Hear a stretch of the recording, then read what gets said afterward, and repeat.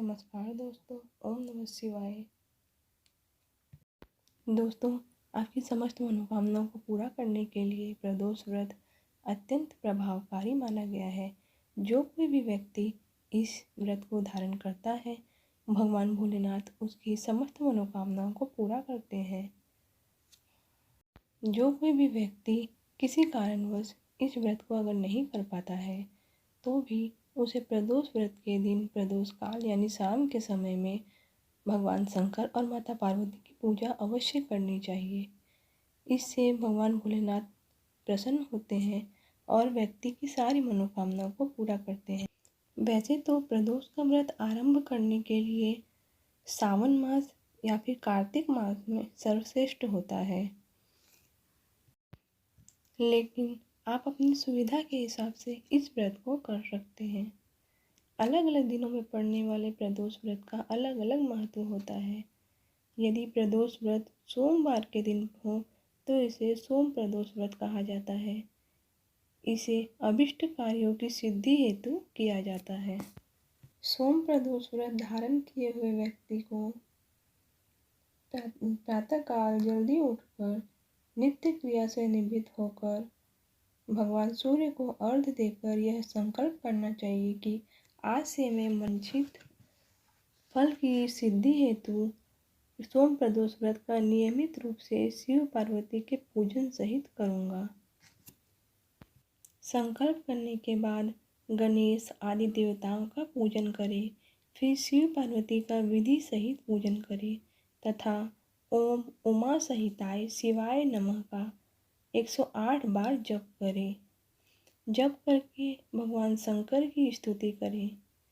जो कोई भी इस व्रत को करता है, भगवान शंकर की कृपा से उसके समस्त कार्य सिद्ध होते हैं। रोगी का रोग दूर हो जाता है, निर्धन को धन की प्राप्ति होती है, विद्यार्थी को विद्या मिलती है तथा संतान चाहने वालों को संतान का लाभ होता है। जो कोई भी व्यक्ति इस व्रत को करता है, शिव पार्वती की कृपा से दीर्घायु को प्राप्त करता है तथा अंत में भगवान शंकर के परम धाम को प्राप्त करता है। सोम प्रदोष व्रत की कथा इस प्रकार से है।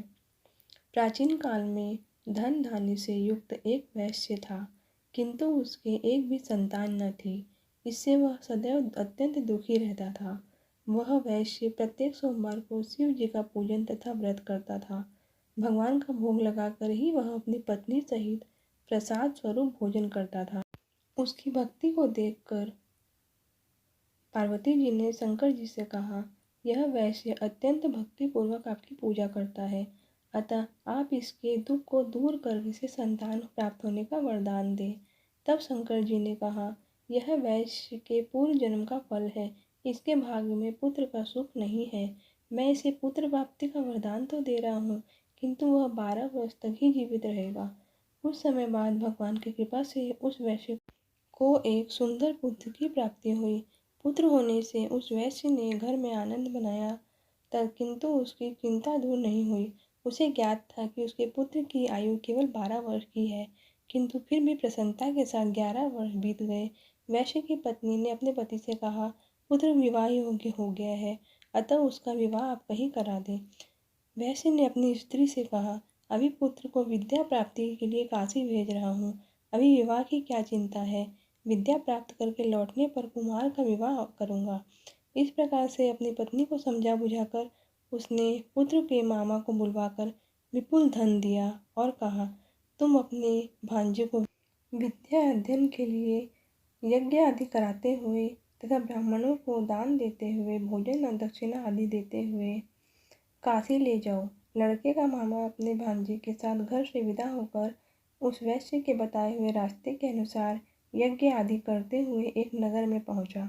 उस दिन उस नगर के राजा की पुत्री का विवाह था। राजकुमारी बहुत ही रूपवती और गुणवती थी, किंतु जिस बालक के साथ उसका विवाह हो रहा था वह काना था। वर का पिता इस कारण बहुत ही चिंतित था। वर के पिता ने जब सर्वगुण संपन्न उस वैश्य पुत्र को देखा तो उसके मामा से कहा कि आप इस लड़के को कुछ समय के लिए मुझे दे दें, तो आपकी मुझ पर बहुत ही कृपा होगी। विवाह के बाद मैं इस कुमार को आपको वापस सौंप दूंगा तथा पुरस्कार स्वरूप बहुत अधिक धन दूंगा। वर के पिता ने जब इस प्रकार से कहा तो लड़के के मामा ने उसका कहना मान लिया और अपने भांजे को वर बनाकर मंडप में भेज दिया। राजकुमारी और उस वैश्य पुत्र का विवाह हो गया। सिंदूर दान के बाद वैश्य पुत्र जब लौटने लगा तो उसने राजकुमारी की साड़ी में अपना संपूर्ण वृतांत लिख दिया कि तुम्हारा विवाह हमारे साथ संपन्न हुआ है और मैं अब विद्या प्राप्ति के लिए काशी जा रहा हूँ। एक काना राजकुमार तुम्हें अपनी पत्नी बनाएगा और उसी के साथ तुम्हें विदा होना पड़ेगा। यह लिखकर वैश्य पुत्र विद्या प्राप्त करने के लिए काशी चला गया। जब राजकुमारी विदा होने लगी तो उसने अपनी साड़ी पर लिखे हुए शब्दों को देखकर उसे पढ़ा और उस राजकुमार के साथ विदा होने से इनकार कर दिया और कहा कि यह मेरा पति नहीं है, मैं इसके साथ नहीं जाऊंगी। मेरा पति वैश्य कुमार है जो विद्या प्राप्त करने के लिए काशी गया हुआ है। कन्या के माता पिता वर पक्ष द्वारा किए हुए छल से अत्यंत दुखी हुए और राजकुमारी को विदा नहीं किया। उधर वैश्य कुमार काशी पहुंचकर विद्या अध्ययन करने लगा तथा उसके मामा ने यज्ञ करना शुरू कर दिया। जिस दिन 12 वर्ष पूरे हुए लड़के ने कहा कि आज कुछ शारीरिक कष्ट है अतः मैं अब आराम करूँगा। ऐसा कहकर लड़का अपने बिस्तर पर जाकर लेट गया और मर गया। थोड़ी देर बाद मामा ने आकर देखा तो भांजा को मरा हुआ पाया, जिसके कारण वह बहुत ही दुखी हुआ, किंतु यज्ञ के भंग हो जाने के डर से चुप रहा। यज्ञ की पूर्णाहुति होने के बाद जब सभी लोग वहाँ से चले गए तब तो उसने बहुत ही जोर जोर से रोना प्रारंभ कर दिया। देवयोग से शिव पार्वती जी उधर से कहीं जा रहे थे। पार्वती जी ने शिव जी से कहा, कोई कैसा करुण क्रंदन कर रहा है, वहाँ पर चलकर देखना चाहिए। पार्वती जी के कहने पर शंकर जी वहाँ गए, जहाँ पर वह वैश्य रो रहा था तथा बालक मरा हुआ पड़ा था। इसे आप जीवन दान दें ताकि इसके परिवार वालों का दुख दूर हो जाए और सुख की प्राप्ति हो।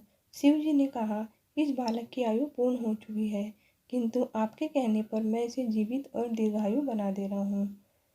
ऐसा कहकर उन्होंने उस मृत बालक को जीवन दान दिया तथा स्वयं अपने लोक चले गए।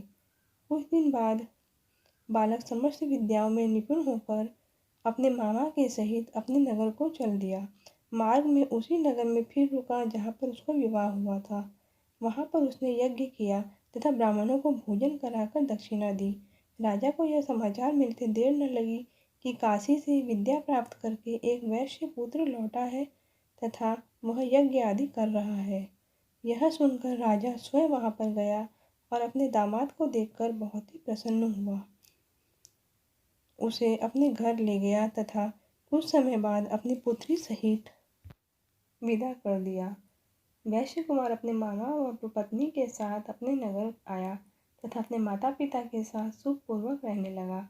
उसके माता पिता ने भी नियम पूर्वक सोम प्रदोष का व्रत करके अपने अल्पायु पुत्र को दीर्घायु बना दिया। जो कोई भी सोम प्रदोष व्रत करता है तथा पवित्र कथा को सुनता है उसके समस्त कष्ट नष्ट हो जाते हैं और समस्त मनोकामनाएं पूर्ण होती है।